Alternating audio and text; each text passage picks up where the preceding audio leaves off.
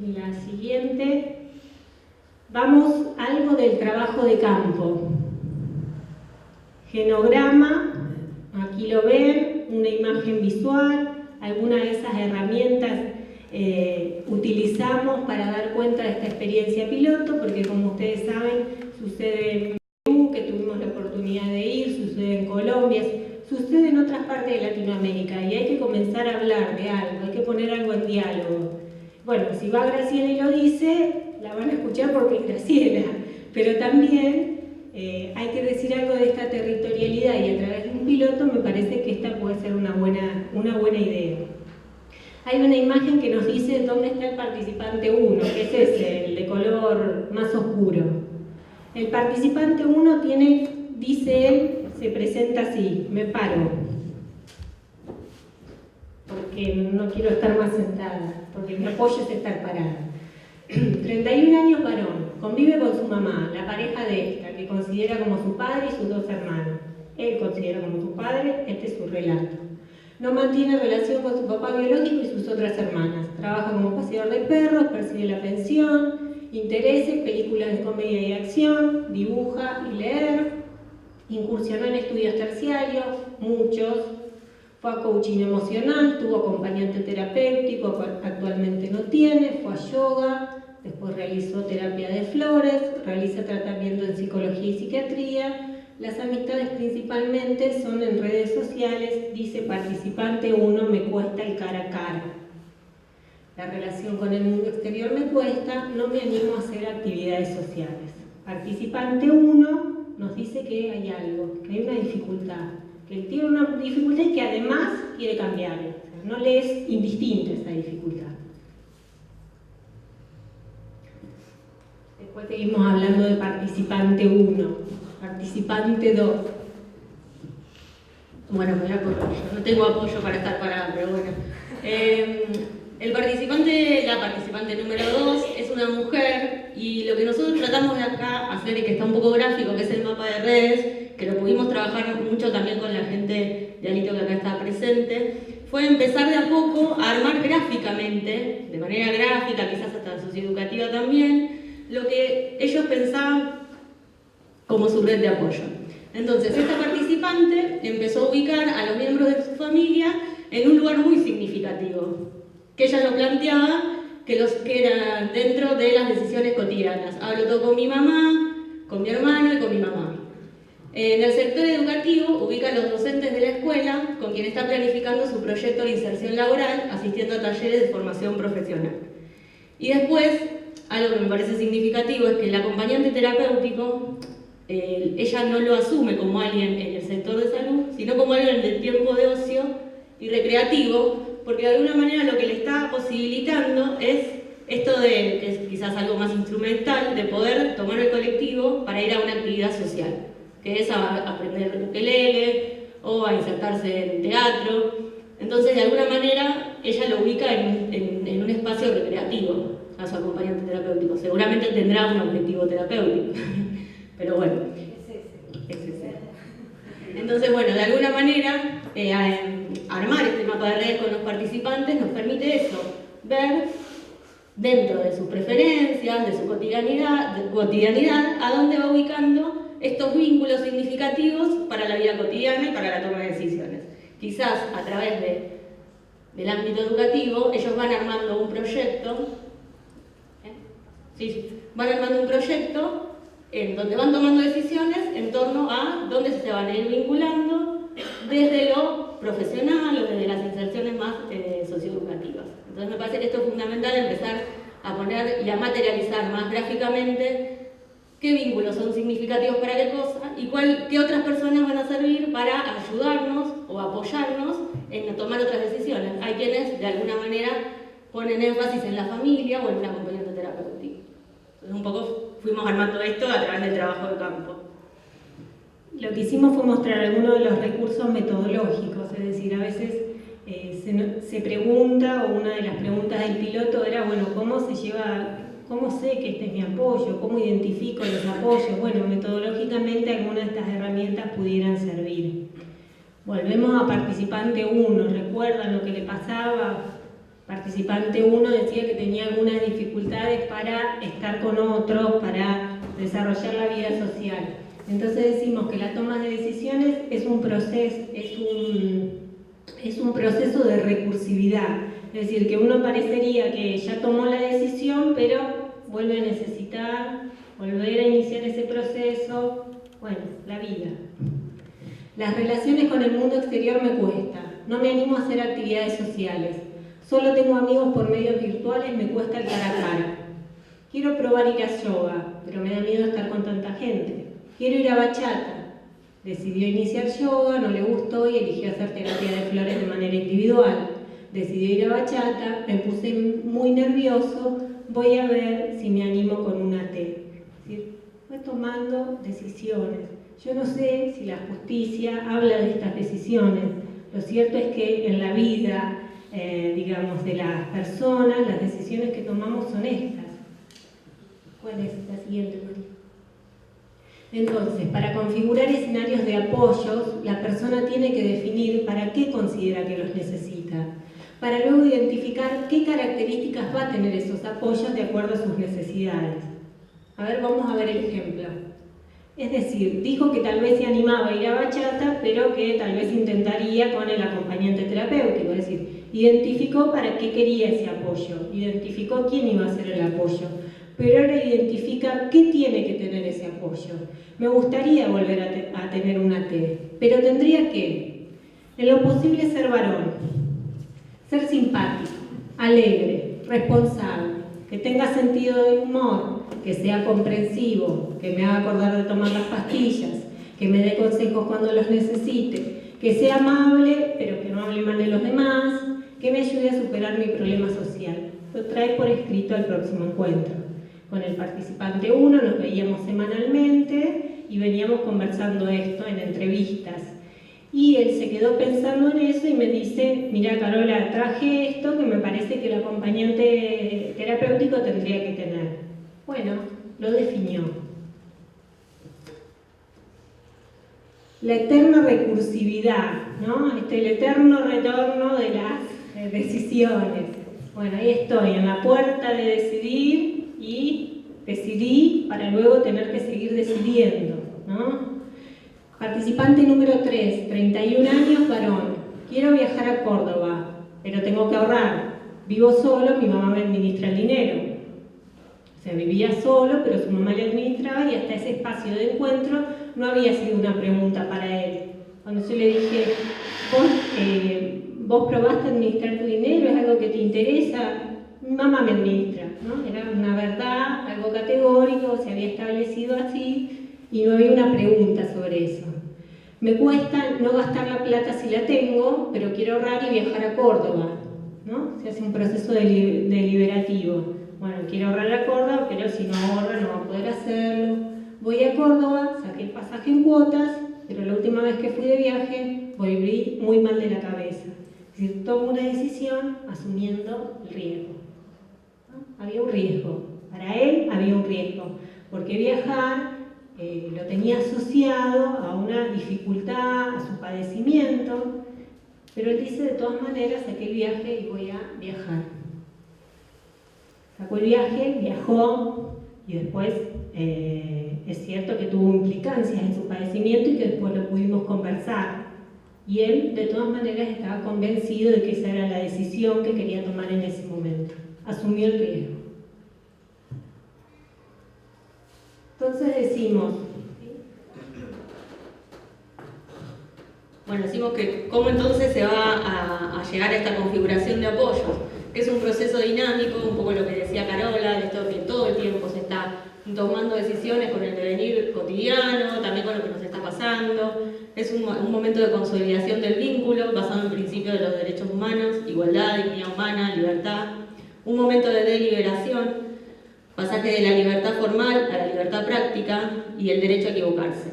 Momentos de aprendizajes vivenciales y nuevos aprendizajes.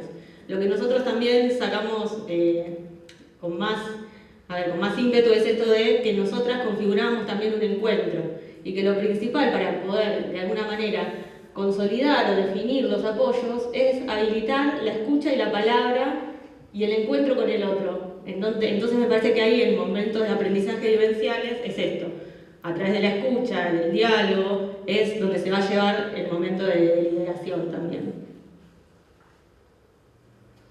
Acá empecé.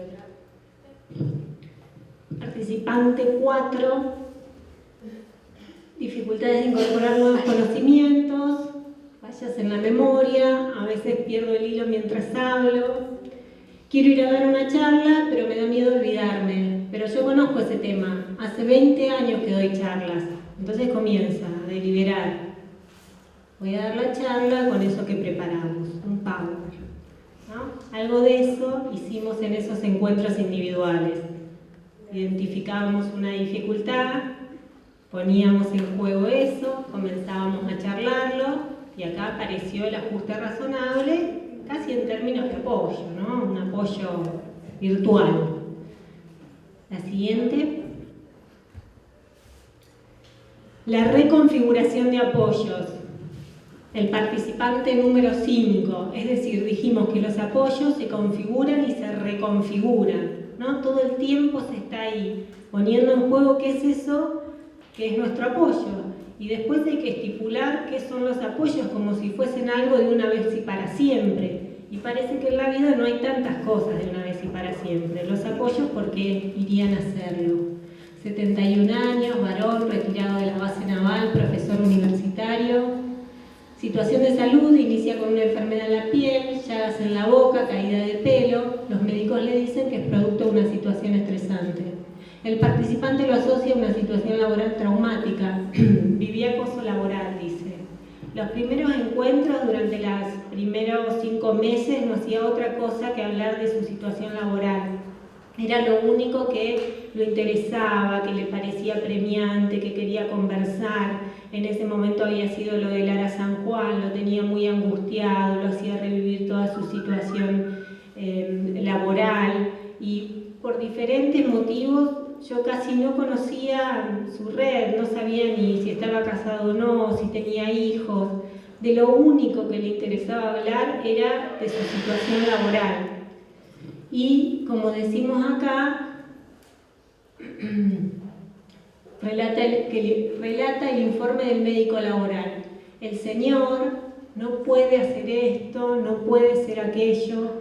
Cuando yo le decía al participante 5, ¿qué es esto de los apoyos? Vamos a pensarlos. Él me decía, los apoyos, a mí, ese médico laboral, y era una escena que a él le había quedado para siempre, ese médico laboral me había dicho que no podía. Él no me dijo lo que podía, no me dejó que yo le diga lo que podía, solo él me decía lo que no podía. Hasta ese momento el apoyo para él era el recuerdo de su situación laboral, lo que no había sido, estaba anclado ahí. La escena laboral era la escena que lo sostenía, pero se dio un proceso de deliberación. Hasta que me jubilé, yo no estaba en casa. Ahora quiero ir a comer con mis hijos, aparecieron los nietos de repente, y entonces uno pudiera pensar que esos apoyos que primeramente estaban enclavados en el escenario laboral, a partir de algo, llamémosle encuentro, llamémosle reflexión, proceso de deliberación, escucha activa, él identificó que había otros, ¿no? A través de estos ejercicios había que hacer el mapa de red y él solo quería poner la gente de trabajo, ¿no? Bueno, a través de estos ejercicios aparecieron estos otros, y si pensamos en reconfigurar apoyos, en lo que estamos pensando es que todo eso que estaba enclavado en lo laboral ahora también pudiera dar lugar a algo del escenario familiar. Entonces apareció la esposa, aparecieron las hijas, aparecieron los nietos de 2 y 4 años con los que más conectaba. Entonces, a veces decimos, y vamos jugando con esto, con la palabra de quienes nos dieron la palabra y que agradecemos por darnos la palabra, y algunos de ellos acá, y pensando algo de esto de los apoyos. A veces los apoyos para la toma de decisiones implican la condición de posibilidad para estar en el mundo, así de dramático, ¿no? Si es que lo escuchan de la misma manera. Así de dramático. Para el participante 5, estar en el mundo era la escena del despido laboral. Para el participante 5, un espacio de escucha habilitó que pueda ingresar otro. Los apoyos para la toma de decisiones emergen de la participación en la vida social. No hay apoyo si no somos sujetos en contexto, si no somos sujetos en escenario. ¿Para qué requeriríamos un apoyo si no está Laura acá, si no está Vicky acá? ¿Para qué? Es decir, los apoyos siempre deben ser concebidos en el sujeto en contexto.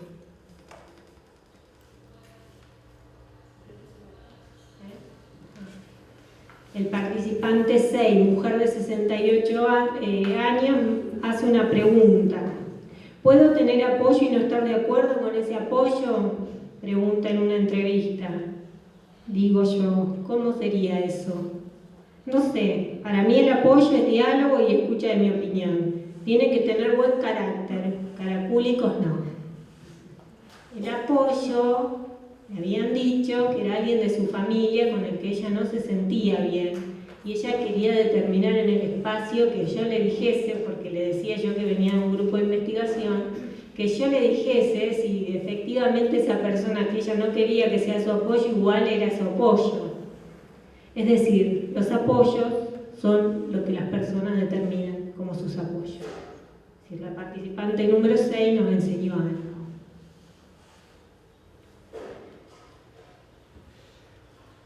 No quiero apoyos, dice también ese participante, no quiero ser una carga para mi familia, ¿no? A veces también era leído en esos términos en ese encuentro.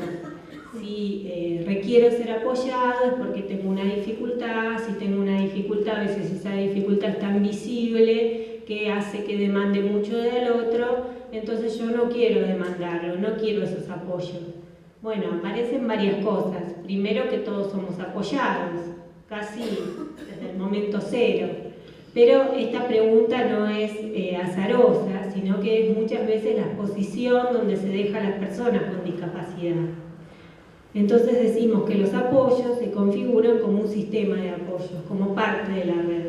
No es el apoyo como lo unívoco, como lo unidireccional, como lo unito, sino que es el sistema de apoyos. Bueno, quizás en esta configuración de la red, la construcción de la red de apoyo de cada participante nos permitió, esto fue una actividad grupal que realizamos, conocer la cotidianidad para pensar la sociedad a partir de una aproximación a la realidad sin preconceptos. Esto es lo que hablábamos de pensar situado, de poder ponernos en la territorialidad de esa persona, en ver cómo la configura y por dónde circula, para de alguna manera empezar a definir esto que llamamos red de apoyo. Observar cómo percibe su experiencia con el territorio en el que vive, ciudad, barrio y las instituciones en las cuales participa, escuela, club, centro comunitario. Identificar lazos sociales, vínculos significativos, referentes institucionales para luego dotarnos de significado en su proceso singular de toma de decisiones. Y representar de manera gráfica la trama de relaciones de su vida cotidiana para repensarla de manera individual y grupal. Esto fue una herramienta metodológica que nos sirvió muchísimo porque lo visualizábamos, o sea, el participante podía de alguna manera poner a todos esos seres que se sentían significativos en una red. Y de ahí empezar a jugar y repensar en su cotidianidad para qué esa persona la pensaba con un apoyo para ciertas decisiones y para cuál otras no. Entonces me parece que eso fue lo jugoso y lo positivo de tratar de poner de manifiesto esta red de apoyo, que es un ejercicio que, bueno, que hacemos todos, pero muchas veces inconscientemente, ¿no? Pero bueno, materializarlo es importante. Los apoyos según algunos participantes, esto fue algo que sale del relato de las personas con las cuales trabajamos. Dice, tiene que ser una persona significativa para mí, que yo le reconozca capacidad para tener algo que a mí me cueste. Esto también de encontrar en el otro algo que a mí me está haciendo de alguna manera posible en ese momento de poder hacer. Tiene que ser empático, tiene que hacerme sentir bien, alguien que me escuche, que le guste salir, que me ayude con el dinero, que no sea de la escuela, también esto poder salir del ámbito y de las instituciones. Hoy la realidad es que la institucionalización es algo que es una realidad y que muchos de los apoyos surgen de las instituciones y está bueno que la persona diga que no quiere formar parte también de esa institución en alguna manera está inmerso. Bueno, no sé si continúo. Bueno. Y algunas de las reflexiones a las cuales llegamos fue que los apoyos se configuran en el escenario que habitan cotidianamente las personas. Es decir, es imposible designar apoyos cuando no conocemos la cotidianidad ni la territorialidad, vuelvo a esto del territorio porque me parece importante, en donde la persona vive. La configuración de apoyos requiere de la consolidación de un espacio vincular, o sea, si no hablamos con la persona, si no entramos en vínculos, si no la miramos, si no conocemos hasta el tono de voz, no podemos designar o pensar un apoyo para esa persona. Se configuran mediante la reflexión, la valoración, la deliberación, la puesta en suspenso, en duda de las prácticas cotidianas, tal como la persona las venía desarrollando. Esto también del diálogo habilita la problematización, ¿no? A lo que pensamos como habitual pueda pensarse de otra forma, para habilitar espacios de libertad en la toma de decisiones. Los intersticios entre los que la norma prescribe o solicita y la decisión del sujeto de derechos y de deseo. Esto es importante entender al sujeto no solo como sujeto de derecho, sino también como un sujeto deseante. Bueno, algunas cosas más. El apoyo requiere de brindar una escucha de apoyo, ¿no? Si uno tuviese que decir algo, sintetizar algo de esta investigación, diría eso. Para que haya apoyo, tiene que haber una escucha de apoyo. Para que haya una escucha de apoyo, tiene que haber una comprensión del otro en términos de sujeto de derecho, de sujeto deseante, de sujeto con capacidad. Es decir, de eso hablamos cuando hablamos de escucha de apoyo.